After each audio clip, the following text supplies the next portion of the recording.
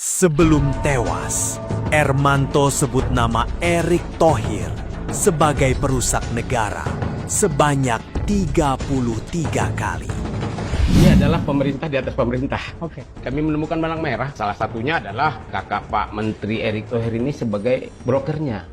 Senin, 2 Maret 2026 dini hari, di sebuah rumah di kawasan Jati Bening, Bekasi, seorang pria paruh baya tewas setelah dihantam dengan benda tumpul berkali-kali di bagian kepala dan matanya oleh orang tidak dikenal di dalam rumahnya. Pria paruh baya yang tewas tersebut adalah Ermanto Usman, seorang pensiunan karyawan Jakarta International Container Terminal.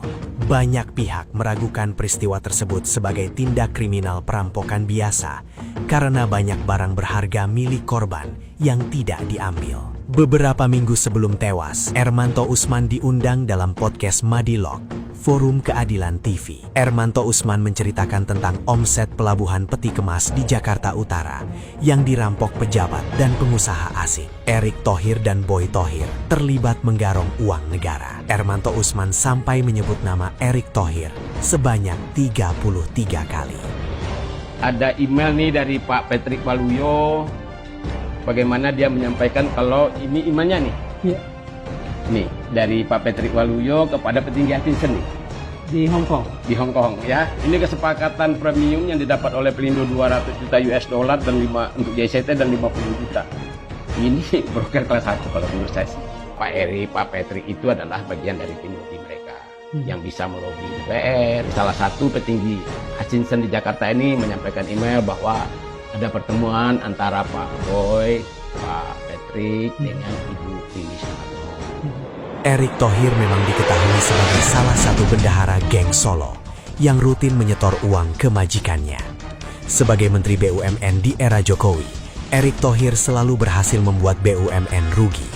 Garuda Indonesia, Krakatau Steel, Waskita Karya, Wijaya Karya, Indofarma, Kimia Farma, bahkan Perumnas dibuat rugi oleh Erick Thohir. Ini boybandnya, ini bodyguardnya. Sejatinya, PT Pelindo II yang membawahi Terminal Peti Kemas Jakarta mendapat keuntungan besar dari pengelolaan peti kemas, baik ekspor maupun impor. Ribuan peti kemas masuk Terminal Peti Kemas JICT setiap harinya, dengan perkiraan jika satu peti kemas ukuran 20 feet terkena biaya 87 US dollar jika isi dan 65 US dollar jika kosong. Jika dikalikan 1.000 saja, diperkirakan 87.000 US dollar sehari. Namun, karena JICT dikelola PT Hutchinson Port dari Hong Kong, maka yang mendapat cuan adalah perusahaan asing. Erick Thohir sebagai Menteri BUMN tidak bisa menata BUMN untuk bisa meraih keuntungan dengan maksimal. Selain Erick Thohir, Ermanto Usman juga menyebut nama Boy Thohir dan Rini Sumarno, Menteri Perdagangan di era Jokowi. Ada kemungkinan Menteri BUMN dan Menteri Perdagangan setoran ke Solo dari hasil keuntungan BUMN. Pihak kejaksaan harus tegas dalam melakukan penyelidikan. Sementara masyarakat sudah kurang percaya dengan kepolisian karena banyaknya kasus oknum perwira tinggi kepolisian yang menjadi bagian dari kartel dan oligarki.